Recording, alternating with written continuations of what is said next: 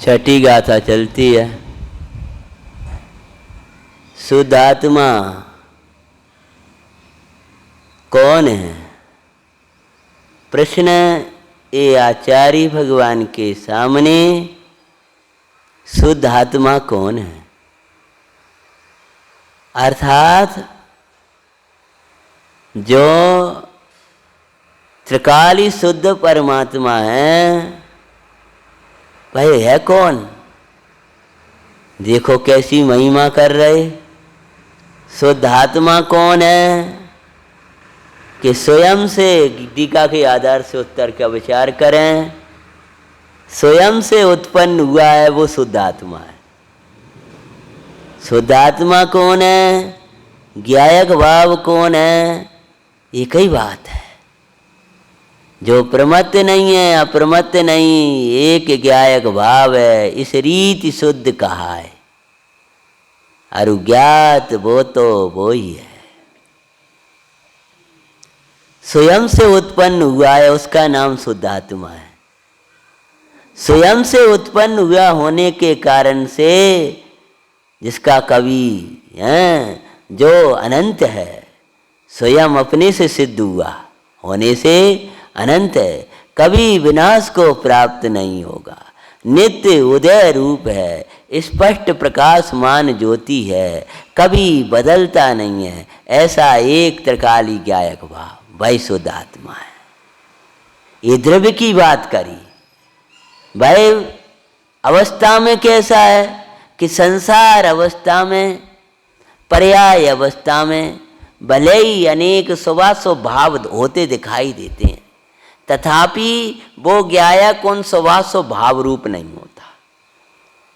पहले त्रिकाली ज्ञायक परमात्मा कैसा है उसकी बात करी, फिर अवस्था की बात करी। तो दुरंत कसाय चक्र के बस होने वाले पुण्य पाप को उत्पन्न करने वाले स्वभाव भाव, उनके स्वभाव रूप परिणत नहीं होता, इसलिए वह शुद्ध है। इसलिए वह प्रमत्त नहीं है और अप्रमत्त नहीं है। यानी पर्याय में नाना अवस्था बनी, लेकिन उनके स्वभाव रूप परिणत नहीं होता। उनका स्वभाव क्या है वो सी चर्चा अपन ने कल की थी। मलिनता है, अशुद्धता है, अपवित्रता है। और पर्याय मात्र के स्वभाव की चर्चा करें तो क्षण भंगुर है। भगवान आत्मा उनके स्वभाव रूप परिणत नहीं होता। अर्थात क्या कि वह तो त्रिकाल रहता है। पर्याय का स्वभाव है लय धर्मा, मानो क्षण क्षण में विलय को प्राप्त होती जाए, और मेरा स्वभाव है ध्रुव रहना। यानी उनके स्वभाव रूप है भगवान परिणत हो जाए तो ज्ञायक भाव से जड़ भाव हो जाएगा। मैं रागी नहीं हुआ, मैं मोही नहीं हुआ, मेरे ज्ञायक भाव स्वभाव भाव रूप नहीं हुआ, मेरा ज्ञायक भाव शुद्ध का शुद्ध रहा। कर्मयोदय आए निरपेक्षो रहे, दशा तन की मैं भी ज्ञाता रहे, भाव शोभा शुभ होते हुए भी ज्ञाता तो बस ज्ञाता रहे। एक ज्ञायक भाव है, पारिणामिक भाव है। अवस्था में स्वभाव भाव हैं, तथापि उनके स्वभाव रूप परिणत नहीं होता। ये आया ना प्रभु, उसका स्वभाव अलग है, तेरा स्वभाव अलग है। जिसको गुरुदेव बोलते हैं ज्ञान अनुराग जुदा जुदा है। तो आत्मा की शुद्धता सिद्ध कर दी पूरी तरह। पहले तो ध्रुव तत्व बताया, फिर अवस्था में बताया। अब फिर पूछा शुद्ध आत्मा कौन है? तो महाराज कहते हैं कि जो ऐसे शुद्ध को अनुभव करता है वो शुद्ध आत्मा है।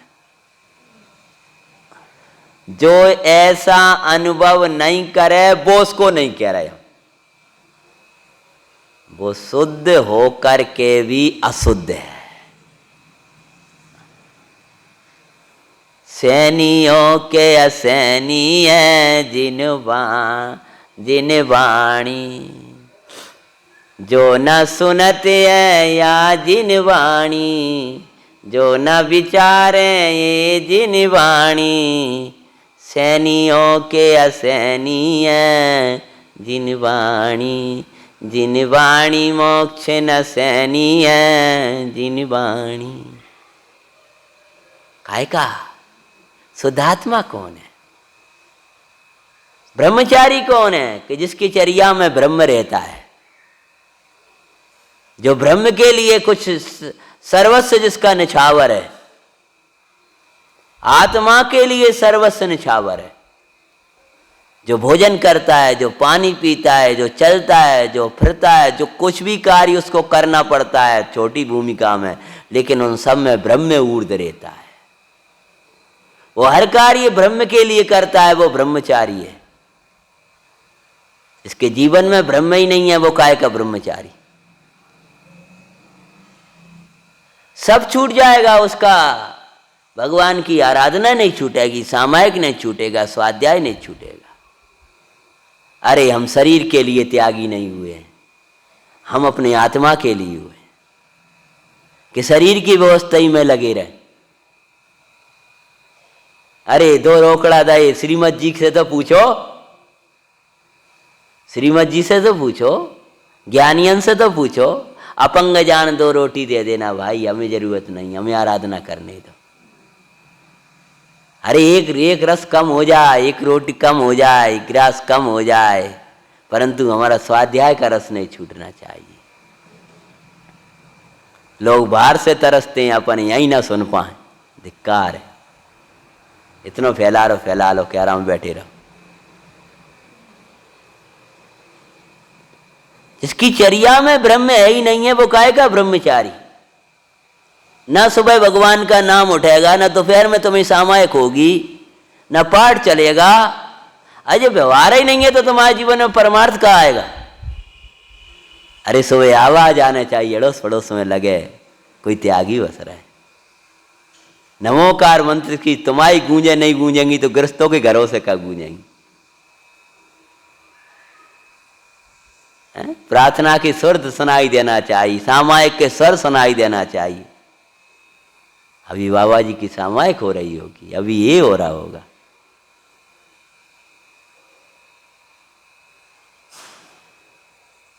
जैसे बिना ब्रह्म के साधना के वह ब्रह्मचारी नहीं है, ऐसी बिना शुद्धता के सेवा वह शुद्ध नहीं। उदाहरण तो ये दे रहे हैं, जो शुद्धता को सेवता है वो शुद्ध है। शुद्ध कौन है? शुद्ध कौन है कि जो कभी पर्याय स्वभाव भाव रूप नहीं हुआ। कि शुद्ध कौन है? कि जो एक पारनामिक भाव रूप रहा वो शुद्ध है। कि शुद्ध कौन है? कि जो शुद्धता, जो अन्य भावों की उपासना नहीं करता, जो अन्य भावों में नहीं ठहर करके ज्ञायक भाव में ठहरता है, बसता है, वो शुद्ध है। शुद्ध कौन है? शुद्धता की व्याख्या करते हुए आचार्य भगवान कहते हैं,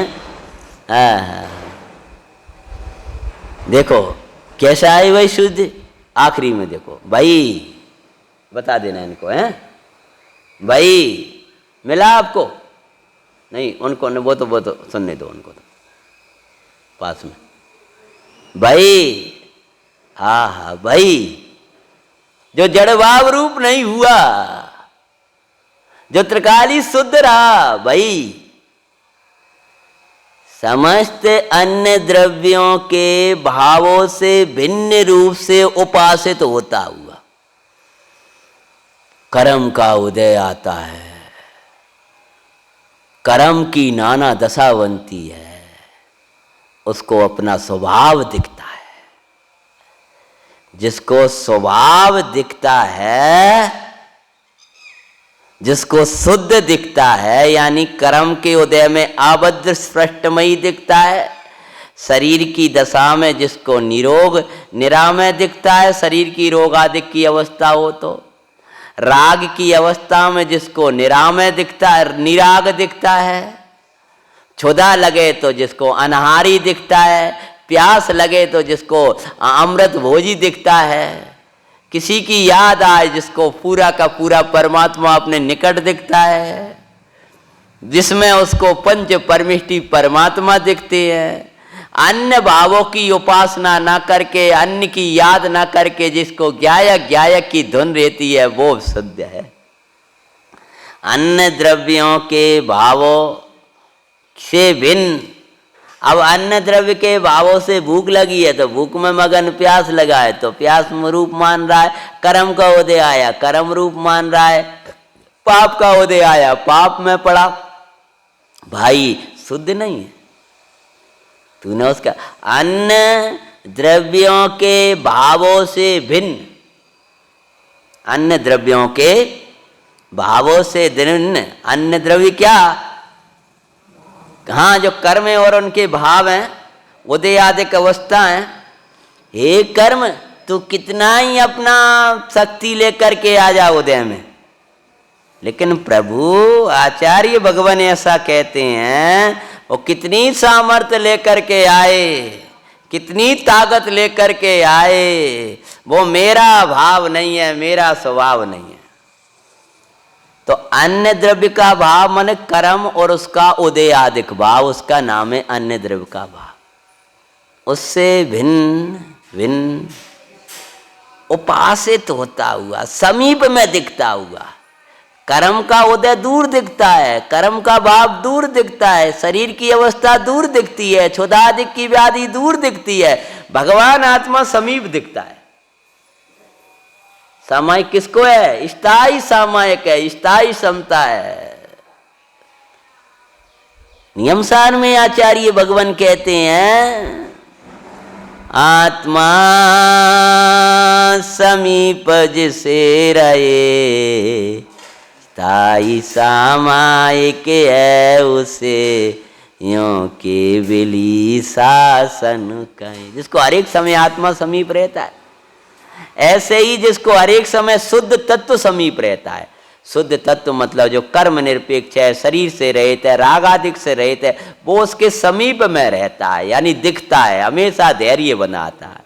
मेरो ज्ञायक प्रभु मेरे निकट रहाए, अंतर्मुख परिणति में हम तो बोई ओई वो मुझे भाए। मुनिराज कौन है? जिनके आत्मा समीप में है। ज्ञानी कौन है? जिसके आत्मा समीप में है। व्रती कौन है? जिसको आत्मा समीप में है। क्षमावान कौन है? जिसको आत्मा समीप में है। ब्रह्मचारी कौन है? जिसको आत्मा समीप में है। जिसको आत्मा समीप में है मतलब जिसको आत्मा अपने समीप में दिखता है, जिसका उपयोग आत्मा के समीप रहता है, वो ब्रह्मचारी है। शुद्ध की पर्याय शुद्ध कहकर सब शुद्ध पर्याय लगा लेना। सम्यक दृष्टि कौन है? जो से शुद्ध भाव को उपासना करता है, जो उपासना करता है आत्मा की, उसका नाम वो शुद्ध है। तो शुद्ध कब कहा? कि जो सबसे हट करके आत्मा की उपासना। आत्मा की उपासना कैसे होगी? जिनेंद्र की उपासना के लिए ही, जिनेंद्र की आराधना के लिए ही आपको लौकिक प्रपंचों को त्याग करके जिन मंदिर में के समय आओगे, जिन प्रतिमा के निकट बैठोगे, तब जिनेंद्र को निहारोगे। व्यवहार उपासना के लिए इतना तो चाहिए। जो लौकिक प्रपंच में पड़ा उसको व्यवहार उपासना ही नहीं होगी। जिनेंद्र के समीप आए बिना जिनेंद्र की उपासना कैसे होगी? ऐसे ही शुद्ध भाव के समीप आए बिना शुद्ध भाव की उपासना कैसे होगी? और शुद्ध भाव की उपासना के बिना वो शुद्ध नहीं कहलाता। शुद्ध भाव की उपासना उपासित है। जय कुमार भाई साहब, ये पहला पैराग्राफ के अंतिम पद अंतिम चरण में चल रहा है। उपासित है, उपासित, उपासित, उप मतलब समीप, आसित मतलब ठहरना।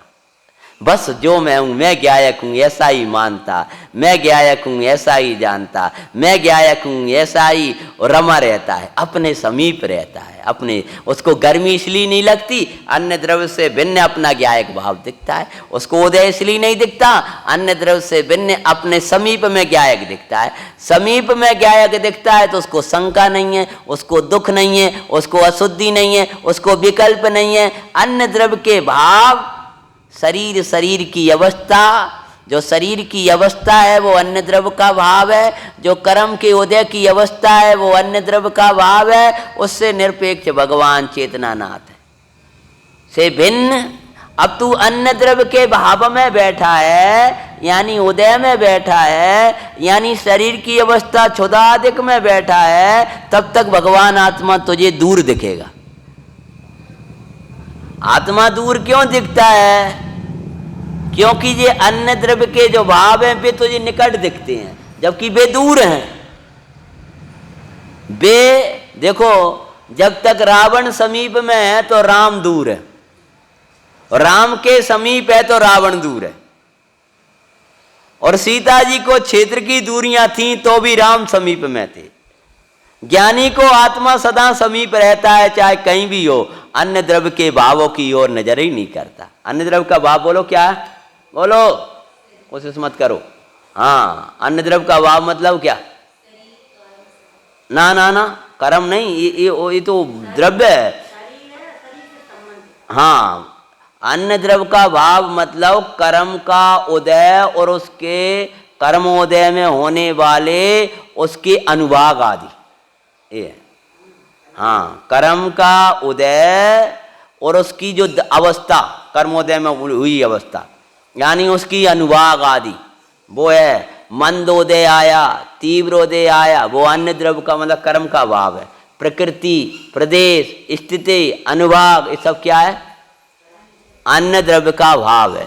समझिए? ये हाँ, कोई प्रश्न हो तो बार में पूछना। अन्य द्रव्य का भाव शरीर है, शरीर में जो स्पर्श रस गंध वर्ण आदिक हैं वे सब अन्य द्रव्य के भाव है। ये क्षुधा लगना, प्यास लगना, ये अन्य द्रव्य है ना, उसका स्पर्श रस गंध आदिक वर्ण आदिक हैं, वो अन्य द्रव्य के भाव है। और उनसे निराला मेरा ज्ञायक भाव है, निरपेक्ष ज्ञाता है। तो कहते हैं आचार्य भगवान, अन्य द्रव्य के भावों से भिन्न उपासित होता हुआ, भिन्न उपासित होता हुआ, भिन्न रूप से निकट में होता हुआ शुद्ध कहलाता है। तो कहते हैं प्रभु तू अपने समीप रह, अन्य द्रव्यों के भावों के समीप मत रह, तब शुद्ध कहलाएगा। माने जब तक तेरी अन्य द्रव्य के भावों के समीपता रहेगी और उन जब तक मानेगा, तो कर्म और कर्म का भाव गुरुदेव खुलते हैं ना, उसको कर्म का उदय आदि की जो अवस्था, तो उसको यहाँ लिया है। तो उसमें जब जुड़ता है तो राग आदि पैदा होते हैं। अन्य द्रव्य के भावों से, समस्त अन्य द्रव्य के भावों से भिन्न होते ही राग से स्वतः भिन्न हो जाएगा। क्योंकि जो राग पैदा हुआ है वो कैसे पैदा हुआ है? वो अपने आप तो पैदा हुआ नहीं है, वो अन्य द्रव्य के भावों में जुड़ान करने से ही उत्पन्न हुआ है। इसलिए उससे भिन्न होते ही परद्रव्य का भाव और उसके निमित्त से होने वाले अपने जो विभाव हैं, उससे भिन्नता तब होगी, कब होगी? कि जब अन्य द्रव्य के भावों से भिन्नता होगी। और उनसे भिन्न होते ही जीव अपने स्वभाव के समीप ठहरा। अपने स्वभाव के समीप ठहरा तो ज्ञान आनंद का झरना झरने लगा। जैसा शुद्ध तत्व द्रव्य था वैसा ही पर्याय में प्रकट हो गया तो शुद्ध कहलाया। शुद्ध है वो शुद्ध कहलाए। अभी तक 10-12 दिन की जो चर्चा चल रही थी वो शुद्ध है ये हुई। अब जो चर्चा आ रही है वो शुद्ध कब होता है? कि जब शुद्ध की उपासना करेगा तब शुद्ध होगा। पर्याय में शुद्धता की बात करते हैं। अब ये पर्याय की शुद्धता की वार्ता करने के बाद में अब तीसरे नंबर की शुद्धता, ज्ञेय से निरपेक्ष शुद्धता, उसकी बात करते हैं।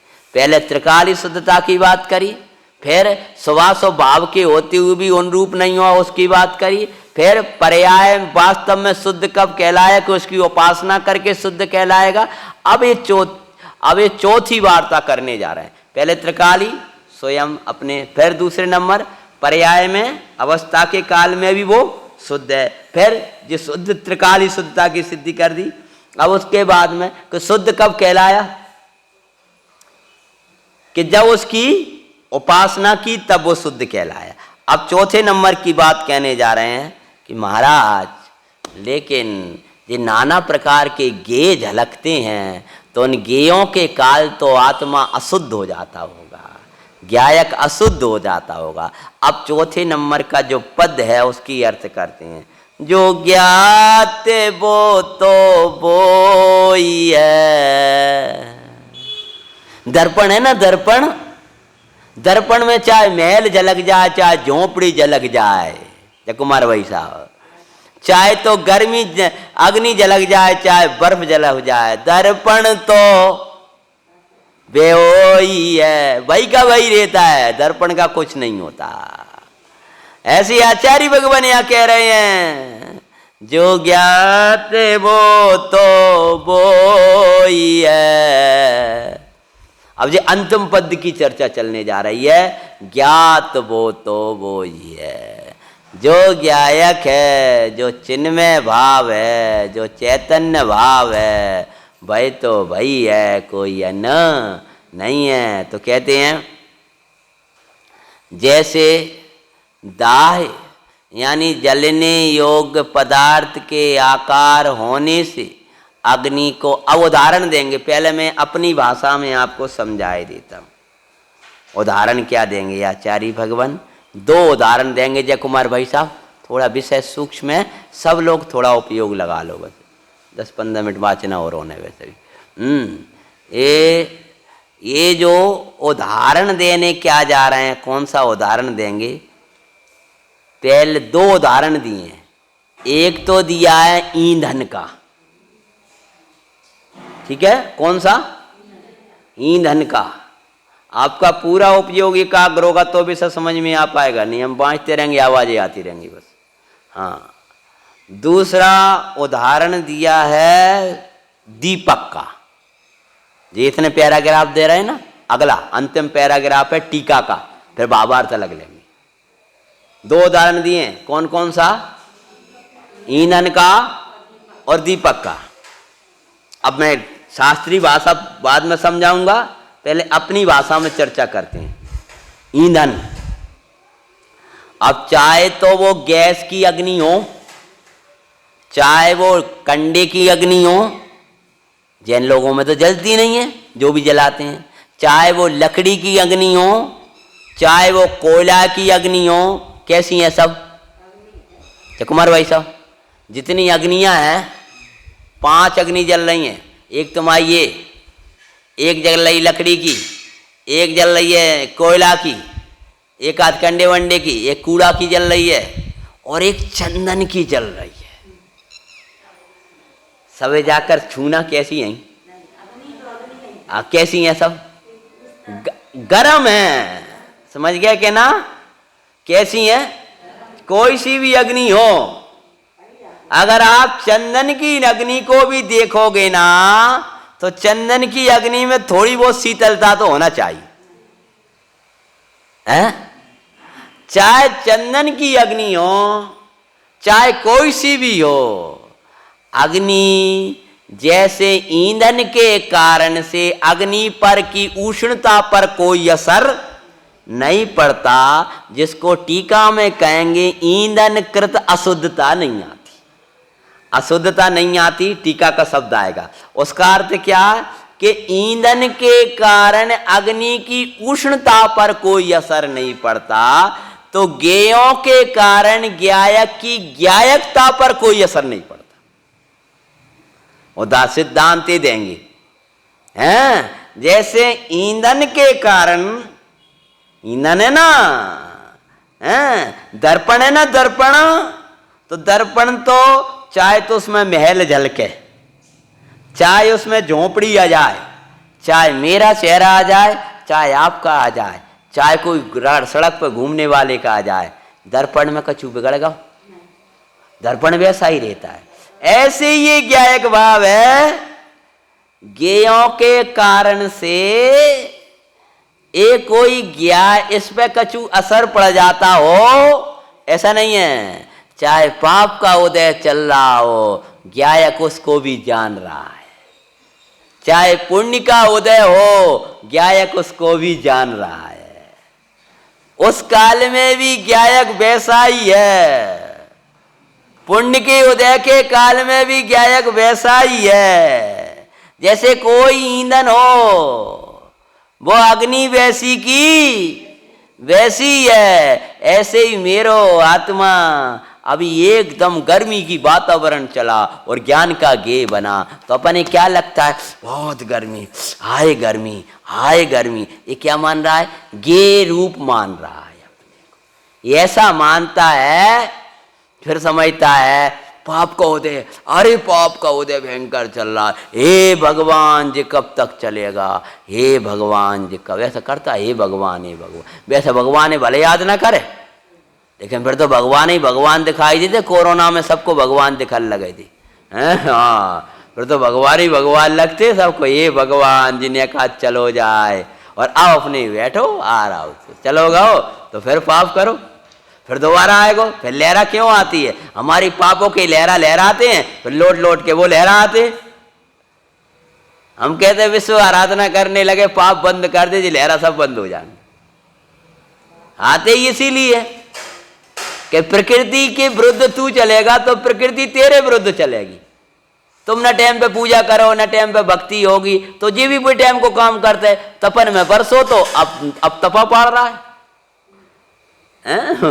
तपा चल रहे थे उस समय पर, ठंडी हवा चल रही थी बढ़िया कि लगे ही नहीं रहा साहब, तपा चल रहा है कि यार ठंडी हवा चल रही है। और अब तपा चल रहा है, हम भी कमों कछु होते, कमों कछु होते।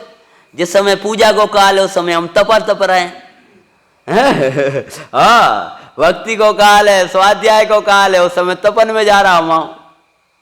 कभी वो, तो प्रकृति भी जो तेरा परिणमन, कुदरत तेरे परिणाम से जुड़ी है। जो कुमार भाई सब वचनामृत जी का बोल है, कुदरत तेरे परिणाम से जुड़ी है। जो तेरा परिणाम है ना, उसके साथ जुड़ा हुआ है। चिंता नहीं करो, कितनी आपदाएं आती रहे, कुछ भी होता रहे, लेकिन जो भगवंतों के निकट रहेगा, समीप रहेगा, आपदाएं उससे दूर रहेंगी, विपदाएं उससे दूर रहेंगी। जो ज्ञायक की उपासना करेगा, गे कोई भी हो, वे गे उसको भिन्न दिखाई देंगे। ज्ञाय ईंधन के कारण से, दहन के कारण से अग्नि में कोई अशुद्धि आ जाती हो, अर्थात अग्नि में कोई असर पड़ता हो ईंधन का, ऐसा कभी नहीं है कि ये वाली अग्नि तो चंदन की जल रही है साहब, ये तो गैस वाली है, ये तो ठीक होगी। कौन की हो? समझ गए ना? वहां कपड़ा को जला दो, सब कैसी होंगी? गर्म होंगी। कोई गे हो, अग्नि अग्नि रहती है, अग्नि उष्ण रहती है। ज्ञायक ज्ञायक रहता है, ज्ञायक कभी भी गेयों के कारण ज्ञायक पे कोई असर नहीं पड़ता। दूसरा और बड़ा गहरा उदाहरण दिया दीपक का। अभी तो कह रहे कि भले ही ईंधन है लेकिन अग्नि उष्ण रहती है, लेकिन दूसरा दीपक का उदाहरण दिया है कि दीपक चाहे तो स्वयं प्रकाशित हो, चाहे घटपटादिक को प्रकाशित करे। तो महल को प्रकाशित करता हुआ दीपक कौन है? महल को प्रकाशित करता हुआ दीपक कौन है? कि दीपक है। दीपक स्वयं को प्रकाशित करने के काल में भी दीपक है और पर को प्रकाशित करने के काल में भी दीपक है। उसी प्रकार चाहे अपने को जान रहा है तब भी अपने को ही जान रहा है, और गेयों को जान रहा है तब भी अपने को ही जान रहा है। गेयों के कारण से है ज्ञाया कोई गेयों रूप हो जाए, ऐसा नहीं है। देखो वैसे थोड़ा विषय गंभीर है, इसलिए तो थोड़ा मुझे विकल्प बन रहा था लेकिन आपकी भावना है तो मैं इसी को चला रहा हूं। जैसे दो उदाहरण समझ में आ गए। एक तो अग्नि का उदाहरण देख, ईंधन का उदाहरण देकर अशुद्धि नहीं आए, और दीपक का उदाहरण देख करके ये कह रहे हैं कि कोई आता रहे, गायक तो वही का वही है। दीपक चाहे हमारे मंदिर जी को प्रकाशित करे तब भी दीपक, उसको झोपड़ी में ले जाकर रख दो तब भी दीपक, और उसको चौराहे पे रख दो तब भी दीपक, और पर को प्रकाशित कर रहा है तो भी दीपक, और स्वयं को प्रकाशित कर रहा है तो भी दीपक। ऐसे ही गायक गायक गायक गायक गायक, जो कुछ झलकता ज्ञान में, भाई गेय नहीं बस ज्ञान है। ये वाली बात आने वाली है। ज्ञात वो तो वो ही है, चाहे भगवान अपने स्वरूप में रमे हो तब भी ज्ञात, चाहे लोकालोक प्रकाशित हो रहा है तब भी ज्ञात। दर्पण में दूसरी वस्तु प्रवेश नहीं करती, पर वस्तु का प्रवेश दर्पण में नहीं हुआ है। ऐसे ही गायक का प्रवेश इनके गायक में गेयों का प्रवेश नहीं हुआ। भले ही अभी शरीर जानने में आ रहा है, उदय जानने में आ रहा है, रागादिक जानने में आ रहे हैं, तब भी गायक ही जानने में आ रहा है।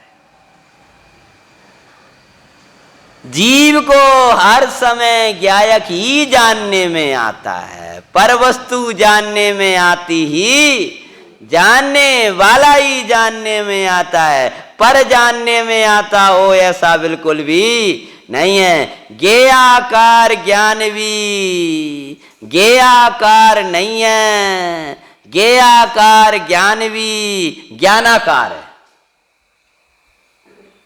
मैलाकार दीपक भी दीपकाकार है, मैल के कारण से दीपक पर कोई असर पड़ा नहीं है। हर समय ज्ञान ने ज्ञान को ही जाना है। ये बात इस पैराग्राफ में बताने वाले दो उदाहरण दिए, अशुद्धि नहीं आई उसमें, और उस काल में भी ज्ञान ज्ञान रूप लिया। कौन कौन से दो उदाहरण दिए? नंबर एक दीपक का, पहला कौन सा दिया है? अग्नि का, अशुद्धि नहीं है। दूसरा कौन सा दिया है? दीपक का। दीपक का देखकर क्या करें कि ज्ञान में गे है ही नहीं है, ज्ञान में तो ज्ञान नहीं है, और गे के कारण आत्मा में अशुद्धि आती नहीं है। और उस समय था ज्ञान में जाकर देखो ना बा में, भाई साहब जय कुमार जी, तालाब के किनारे बहुत लाइट जल गई। अब आप बैठे तो आपको ही नाम लेता हूँ भाई साहब, दादाजी को नाम सुनाई देता नहीं है। ये तालाब का किनारा था और अग्नि जल रही थी बहुत तेज चारों तरफ। अब चारों तरफ जब आग लगी तो किसी ने कहा जाओ एक काम करो, बचना है तो तालाब में कूद जाओ जाकर।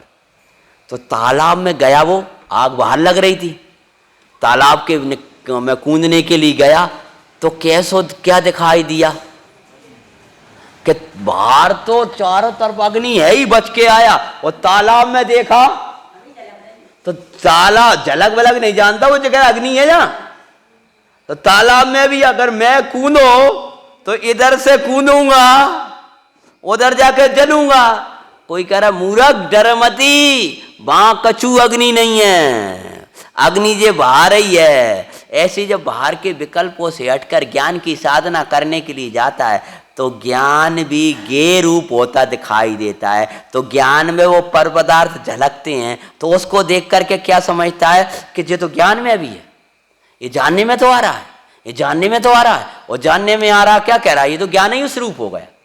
जैसे जल को अग्नि रूप मानकर जल में डुबकी नहीं लगाता, ऐसे ही ज्ञान को गे रूप मान करके ज्ञान को भी मैं डूबा नहीं जाता। इससे ज्ञान कभी शरीर रूप, कर्म रूप, राग रूप जो गे दिखाई देता उस रूप ज्ञायक दिखाई देता है, वो झलकता है। दर्द है वो ज्ञान में झलका है, ज्ञान दर्द रूप नहीं हुआ है। बीमारी है वो ज्ञान में झलकी है, ज्ञान बीमारी रूप नहीं हुआ।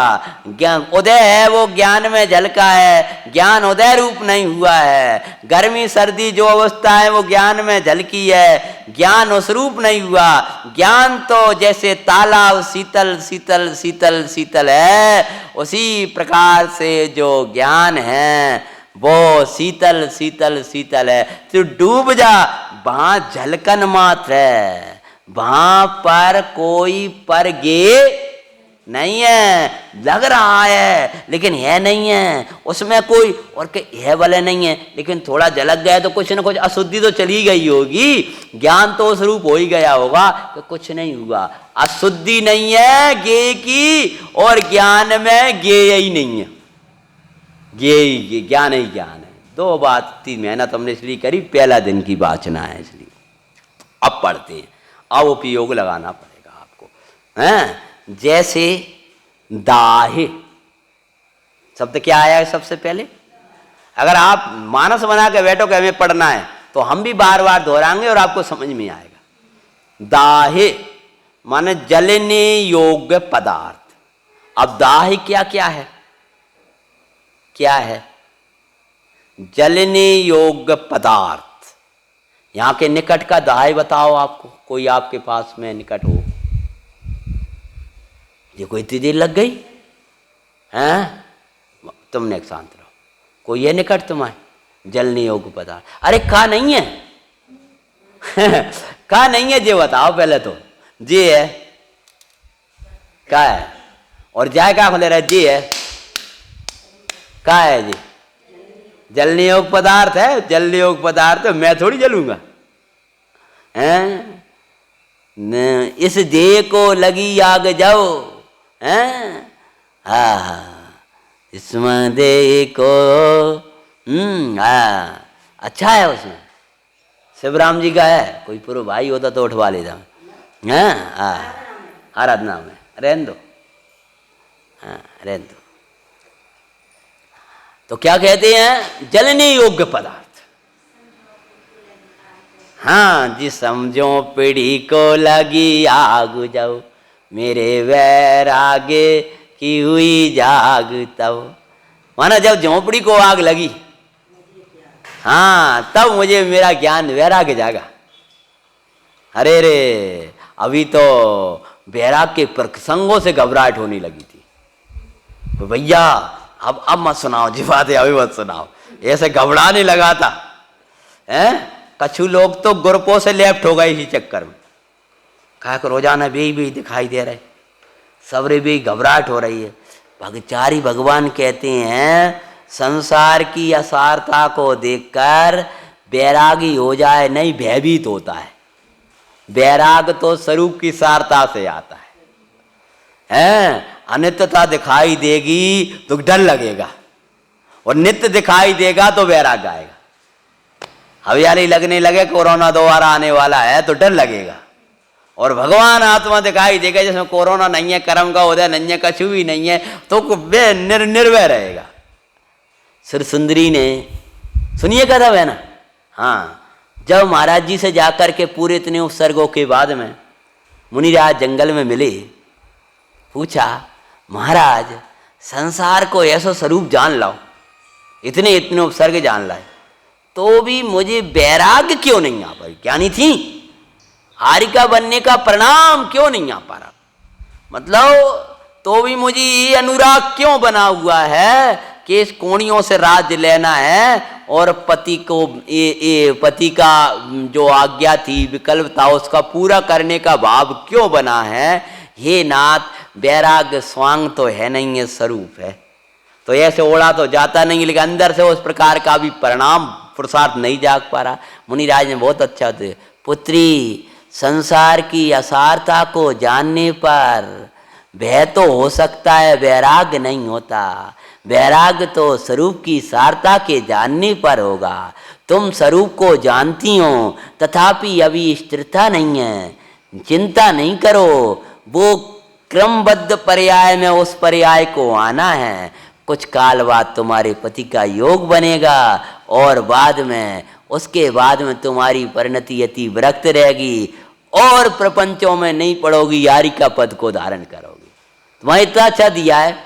सुर सुंदरी नाच उठी, काय के लिए नाच उठी? कि पति का योग बनेगा, जाके लिए नहीं, राज्य मिल जाएगा, जाके लिए नहीं, वैराग्य मिलेगा। अंतिम दशा मेरी वैरारी का पद में होगी, अगर जाके अंतिम समय समाधि में पूर्वक देह छूटे, धन्यवाद जकाल में। अरे निर्विकल्प समाधि की तो को कहें, नमोकार मंत्र पढ़ते हुए देह छोड़ देना तो समझ लो बड़ा भाग्यशाली है। और वो ही छोड़ पाएगा जिसके जीवन में सरलता होगी, सहजता होगी, भगवान की भीगी भक्ति होगी। तो यहां कहते हैं दाय आकार, दो उदाहरण दिए, नंबर 1 अग्नि का, नंबर 2 दीपक का। सुनो भाई, अग्नि के ईंधन के कारण से, दाय के कारण से, देखो दाय के आकार होने से अग्नि को दहन कहते हैं। वो कंडा जलते ना, लकड़ियां जलती हैं ना, तो वैसे ही बन जाते हैं, समझ गया ना। हमने गाँव में देखे, हम लोगों ने तो देखे, वैसे ही बन जाते। लेकिन वहां में कोई पदार्थ थोड़ी है, वहां तो अग्नि है। केवला जलाओगे तो केवला जैसी हो जाएगी, वैसी दिखेगी ना। ऐसी जो ज्ञान, अभी अपने ज्ञान में शरीर झलकता है, तो अपना ज्ञान कैसा दिखता है? शरीर के आकार। शरीर के आकार दिखने पर भी ज्ञान तो ज्ञान आकार है, बस ये सिद्ध करना है, समझ में ना। वो उसके कारण से भले ही वो ईंधन का आकार बन गया हो, ये मुर्दा है ना ऐसा कैसा, अब इसको कोई आग लगा दे तो ऐसा कैसा हो जाएगा, पूरा जल जाएगा, राख हो जाएगा। अगर इधर से ऐसा कर दे, वो अलग होती तो तब टूट टाट जाता है। बाद बाकी अगर ये जले ना तो इसी आकार दिखाई देगा, लेकिन वहां कुछ नहीं है।